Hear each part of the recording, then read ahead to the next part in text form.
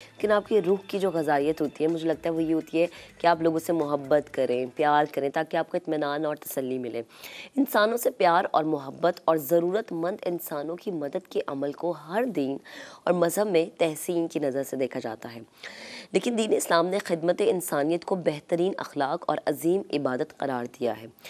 इस्लाम इंसानियत की खिदमत के बारे में जो तालीम हमें देता है वो ये सिखाता है कि जब आप किसी की खिदमत करें या किसी भी इंसान की मदद करें तो आप इस चीज़ से बालातर हो जाएं कि उसका ताल्लुक़ किस मज़हब से है, किस फ़िरके से है, वो काला है या गोरा है, अरबी है या अजमी है। ये चीज़ वो है जो कि हम हुज़ूर करीम सल्लल्लाहु अलैहि वसल्लम के वक्त से सुनते आ रहे हैं और आखिर तक यानी क़यामत तक हम अपने बच्चों को, अपनी नस्ल को यही तालीम देते आएंगे। अब इस तमाम सूरत हाल पर बात करने के लिए Islamic scholar doctor Farhana Owais साहिबा इस वक्त मुझे ज्वाइन कर चुके हैं। उन्हें शामिल गुफ्तगू करते हैं। अस्सलाम वालेकुम डॉक्टर साहिबा, गुड मॉर्निंग, कैसी हैं आप? वालेकुम अस्सलाम, अल्हम्दुलिल्लाह बिल्कुल ठीक। आप कैसी हैं? अल्हम्दुलिल्लाह। हमारा दीन बड़ा ही खूबसूरत है, बड़ी ही प्यारी तालीम है इंसान से मोहब्बत के हवाले से, इंसानियत की खिदमत के हवाले से। लेकिन जो आजकल का वक्त है, हम शायद ये चीज़ें पीछे भूल रहे हैं। कोई शख्स सड़क पे, एक छोटी सी मिसाल दे रही हूँ कि किसी को मदद की ज़रूरत होती है, हम उसको अगर हेल्प आउट भी करें तो हम उसकी या तो पिक्चर ले लेते हैं या उसकी वीडियो बना लेते हैं। या अगर खुदा न खास्ता कोई रोड एक्सीडेंट होता है, बजाय इसके कि हम उसकी मदद करें तो हम उसकी वीडियो बना देते हैं, सोशल मीडिया पर अपलोड कर देते हैं। आप मेरी बात से मुत्तफ़िक करेंगी? बिस्मिल्लाहिर्रहमानिर्रहीम। जी बिल्कुल आप सही कह रही हैं कि दौर तो कुछ इसी किस्म का है कि बजाय इसके कि आप मदद करें, उसकी वीडियोस बनाते हैं और फिर अपलोड कर रहे होते हैं। लेकिन मेरा ख्याल है कि इसकी भी कुछ वजूहात हैं। पहले तो मैं आपको ये बताऊं कि ये जो इंसानियत की खिदमत है ना, या ये कि आप किसी के भी काम आए, और इंसानियत का मतलब ये है कि अगर आप पूरी मखलूक़ात का भी इसमें शामिल कर लें तो भी बहुत अच्छा होगा, क्योंकि रसूल पाक सल्लल्लाहु अलैहि वसल्लम का इरशाद तो ये है कि तमाम मखलूक़ात जो हैं वो अल्लाह का कुंबा हैं। तो जब आप सल्लल्लाहु अलैहि वसल्लम ने ये बात कह दी तो इसका मतलब है कि सिर्फ इंसान ही नहीं, अगर जानवरों में से भी किसी के साथ कुछ गलत हो रहा हो तो आप उसको भी बचा लें तो अच्छा है। तो ये जो इंसानियत की खिदमत है ना, ये एक यूनिवर्सल कॉन्सेप्ट है। यानी इसका ताल्लुक किसी मज़हब से नहीं है, दीन से नहीं है, किसी कौम से नहीं है, किसी फ़िरके से नहीं है, बल्कि आपको एज ए होल देखना होता है कि कहाँ पर किसको ज़रूरत है। कौन भूखा है, आप उसको खाना खिला सकते हैं, कौन प्यासा है, उसको पानी पिला सकते हैं, किसको लिबास की ज़रूरत है तो आप लिबास दे सकते हैं। तो गोया ये तमाम चीज़ें जो हैं आपके आसपास जो भी हो रही हूँ, आपको ये देखना है कि कहाँ पर क्या ज़रूरत है और किस तरह से हम उसको पूरा कर सकते हैं। और दीन इस्लाम की जब हम बात करते हैं तो वो तो इतना ज़्यादा हमें इन चीज़ों की तालीमात देता है, क्योंकि ये तो अखलाकियात की बुनियाद है कि आपके पड़ोस में कोई भूखा ना सो रहा हो, आपके आसपास कोई जो है वो ज़रूरतमंद ऐसा ना हो कि जिसकी ज़रूरत आप पूरी कर सकते हो लेकिन आप पूरी ना कर रहे हो। तो दीन तो हमें बहुत ज़्यादा इन चीज़ों की तालीमात पर जोर देता है और हमें सिखाता है, लेकिन हम उसको किस तरह से लेते हैं ये देखने की ज़रूरत है। दूसरी बात ये कि जो आपने कही कि जब कोई ऐसा वाक़या होता है तो हम लोग बजाय इसके कि वहाँ पर मदद करें, जैसे कि अक्सर एक्सीडेंट के केसेस में मैंने भी देखा है कि जब कोई एक्सीडेंट होता है तो लोग आगे बढ़ के मदद नहीं करते। कुछ लोग कर भी जाते हैं, लेकिन जो कर देते हैं तो फिर हमारे यहाँ कुछ पुलिस के मामलात ऐसे होते हैं कि कभी कभी वो उनको इन्वॉल्व कर लेते हैं इस तरह से कि वो मुश्किल में आ जाते हैं। तो हमें सिस्टम को थोड़ा आसान करने की भी ज़रूरत है। जब हम सिस्टम को आसान करेंगे और ये लोगों को सिखाएंगे कि पुलिस उन लोगों से ताउन करेगी जो कि ऐसे लोगों की मदद करके उनको हॉस्पिटल तक पहुंचाते हैं या उनको उस जगह तक पहुंचाते हैं जहां पर उनकी वो नीड पूरी हो रही हो, तो यकीनन लोग फिर आगे बढ़ेंगे। दीन के हवाले से अगर हम देखें तो उसमें तो कोई कमी नहीं है, लेकिन हमें लोगों की थोड़ी सी तरबियत करने की ज़रूरत है और अखलाकी तौर पर उनको मजबूत करने की ज़रूरत है।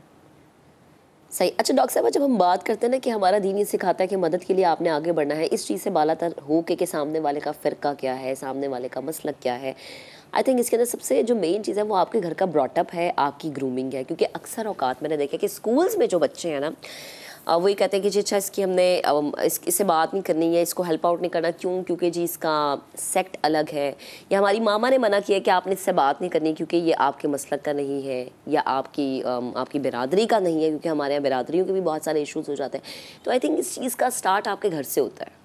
जी बिल्कुल सही कहा आपने कि मुझे याद आया कि रसूल पाक सल्लल्लाहु अलैहि वसल्लम की खिदमत में एक बच्चा आया करता था जो कि जिसने इस्लाम कबूल नहीं किया था और वो बहुत अच्छे से काम करता था। तो एक दफ़ा वो बीमार हो गया तो आप सल्लल्लाहु अलैहि वसल्लम, चूँकि हम सब जानते हैं कि वो बच्चों से बहुत प्यार करते थे और वो इस चीज़ की परवाह नहीं करते थे कि कौन मुसलमान है और कौन मुसलमान नहीं है। तो वो बच्चा भी आपके अखलाक से जो है बहुत ज़्यादा मुतासिर था। तो जब वो बीमार हुआ और आप सल्लल्लाहु अलैहि वसल्लम उसको मिलने के लिए गए तो आपने उसका बहुत ख्याल किया, उसको पूछा, उसके वालिदैन वहाँ बैठे हुए थे और आपने उसको दावत दी दीन की उसके वालिदैन के सामने। तो उस बच्चे ने खुशी से इस्लाम कबूल किया, क्योंकि उसने आपको, आपके अखलाक को बहुत अच्छी तरह से देख लिया था, बहुत करीब से। तो अगर हम दीन की बात करते हैं तो हमें ये चीज़ें अपने बच्चों को घर में भी सिखानी है और स्कूल में भी सिखानी है। लेकिन अफसोस के साथ कहना पड़ता है कि आजकल शायद वालिदैन जो हैं वो ख़ुद दीन की तालीमात से इतने दूर हैं, और बाज़ दफ़ा जो असातिज़ा किराम हैं उनके पास इतना वक्त नहीं होता कि वो तरबियत की कुछ बातें बता सकें। वो सिर्फ किताब की बातें ही पढ़ाते रहते हैं, जो सब्जेक्ट वाइज वो पढ़ा रहे होते हैं, लेकिन तरबियत की कमी है जिसकी वजह से ऐसे मामलात हो रहे हैं। और आजकल बहुत सारी ऐसी चीज़ें जो हैं वो स्कूल्स में देखने में और सुनने में आ रही हैं कि बच्चे जो हैं अखलाकी तौर पे इतने मजबूत नहीं हैं और गैर अखलाकी काम भी कर रहे हैं, और इस तरह की चीज़ें भी देखने में आ रही हैं। तो इसको एड्रेस करने की ज़रूरत है, और हमें, मेरा ख्याल है कि फ़ौरी तौर पर, चूँकि हम ऐसे प्रोग्राम इतने ज़्यादा मीडिया पे कर रहे हैं, दिखा रहे हैं और बता रहे हैं, वालिदैन को ज़रूरत है कि वो इस चीज़ को अंडरस्टैंड करें कि दीन ने कभी भी ये मना नहीं किया कि आप गैर मुस्लिमों के साथ कोई बुरा सलूक करें। दीन ने कहा है सबके साथ अच्छा सलूक करो। आपके पड़ोस में अगर कोई यहूदी रहता है, काफिर रहता है, जो भी रहता है, आपने उसका ख्याल रखना है। आपके आसपास ऐसे लोग जो साइल हैं, कोई मुसाफिर हैं, कोई यतीम है, तो आप ये देखकर उसका ख्याल ना करें कि वो मुसलमान है तो मैं काम करूँगा। आप सल्लल्लाहु अलैहि वसल्लम ने जब ये फरमा दिया कि तमाम मखलूक़ात अल्लाह का कुंबा है, तो हमें सबका ख्याल रखना है। हमारे आका मोहम्मद सल्लल्लाहु अलैहि वसल्लम का एक दफ़ा एक ऐसी जगह से गुजर हुआ जहाँ पर एक ऊँट जो था वो भूखा प्यासा था, और उसने आप सल्लल्लाहु अलैहि वसल्लम से शिकायत की कि मेरा मालिक मुझे सही तरह से ग़िज़ा नहीं देता। तो आप सल्लल्लाहु अलैहि वसल्लम ने उसके मालिक को बुलाकर कहा कि जितनी तुम इस पर कुदरत रखते हो, उससे ज़्यादा तुम्हारा रब तुम पर कुदरत रखता है, यानी कि तुम जुल्म ना करो। अगर जानवर भी तुमने पाला हुआ है, घर में जानवर कोई रखा हुआ है आपने, बकरी है, ऊँट है, कुछ है, तो उसके खाने पीने का, उसके आराम का ख्याल रखना आप पर लाजिम है। ये तो जानवर की बात है। तो आप सोचें कि अगर कोई इंसान है और वो आपके पड़ोस में रहता है, या आपके जानने वालों में है, आपके मिलने वालों में है, आपके दोस्तों में है, और उसको कोई ज़रूरत है और आप पूरी नहीं कर रहे, तो आपसे उसका सवाल किया जाएगा। जैसे कि आका मोहम्मद सल्लल्लाहु अलैहि वसल्लम ने एक मरतबा फरमाया कि क़यामत के दिन अल्लाह रब्बुल इज़्ज़त अपने बंदे से कहेगा कि मैं भूखा था, तुमने मुझे खाना नहीं खिलाया, मैं प्यासा था, तुमने मुझे पानी नहीं पिलाया। तो बंदा कहेगा या रब्बुल इज़्ज़त, आपको तो इन हाजतों की ज़रूरत ही नहीं, आप कैसे भूखे और प्यासे थे?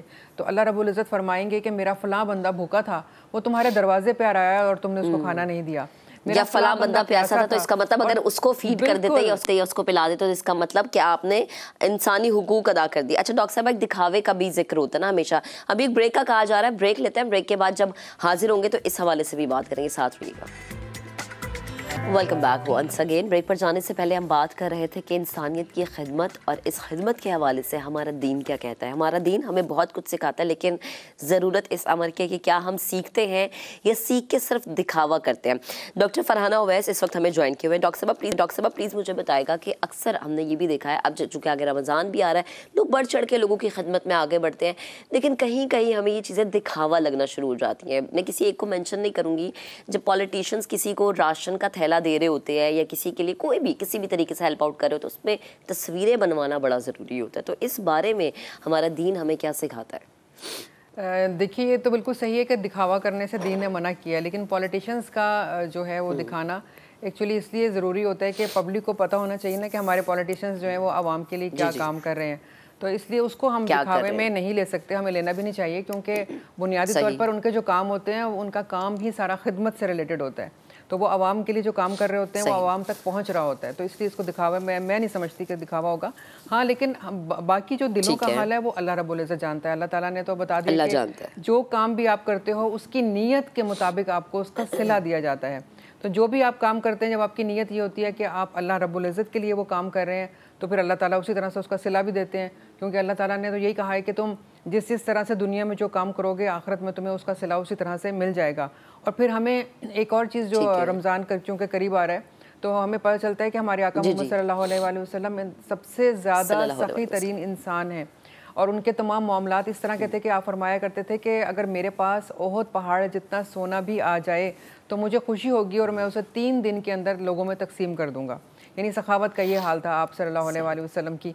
तो रमज़ान में हमें ज़्यादा से ज़्यादा सखावत का इजहार करना चाहिए, क्यों उसमें हमें सिला भी उसी तरह से मिल रहा होता है। अल्लाह ताला बढ़ा चढ़ा के हमें नेकियों का सिला दे रहे होते हैं।